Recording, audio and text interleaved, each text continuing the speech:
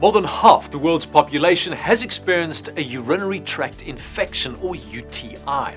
That burning sensation, together with a constant need to pee, is painfully prevalent and has its victims vociferously vowing never to have another one.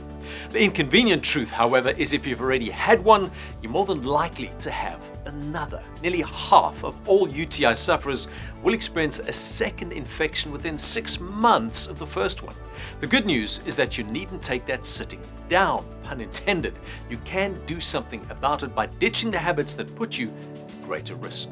The main cause of a UTI is bacteria finding its way into your urinary tract through the tiny tube that passes urine out of your body, your urethra. You can significantly lower your risk of developing a UTI by peeing early and often, which essentially flushes bacteria from your system every time. Practically, that means when your body signals you that it's time to go, don't hesitate, urinate. Going every 4 to 6 hours limits bacteria's chances of growing in your bladder. Hey, and if you have kids in your care who may be too young to recognize when nature's calling, remind them to go regularly too, or take them with you. Drinking plenty of water delivers a double whammy against unwanted UTIs. Not only will you pee more frequently, which translates to sitting less and moving more, good, but it also waters down your urine, which keeps bacterial growth at bay.